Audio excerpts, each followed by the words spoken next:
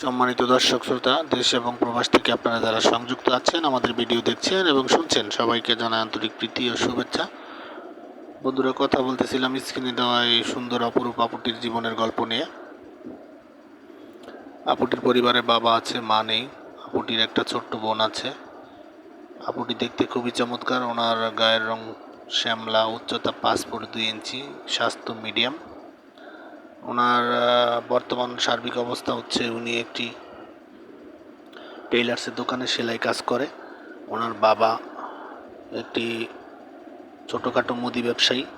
উনি ওনাদের গ্রামের বাড়িতেই থাকে। তো বিয়ের বয়স হয়ে গেছে, কিন্তু আপনার যৌতুকের ঝামেলার কারণে ওনার বিয়ে শাদী হচ্ছে না। ওনাদের আর্থিক অসচ্ছলতার কারণে উনি যৌতুকের ঝামেলা মিটাতে পারছে না, বিধায় ওনার বিয়ে শাদী হচ্ছে না। উনি চাচ্ছে একজন যৌতুকবিহীন ভালো একটা পাত্র, যে তার জীবনের সব কিছু জেনে শুনে তাকে মেনে নিবে। আর পাত্রের বয়স একটু বেশি হলে ওনার কিছু আসে যায় না।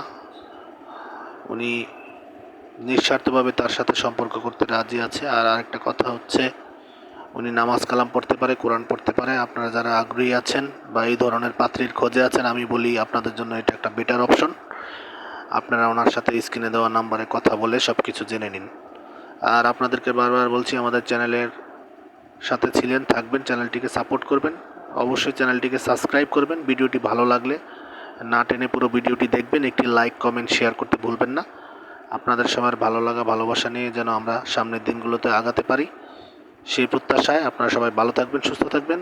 এই মুহূর্তে বিদায় নিচ্ছি। আসসালামু আলাইকুম।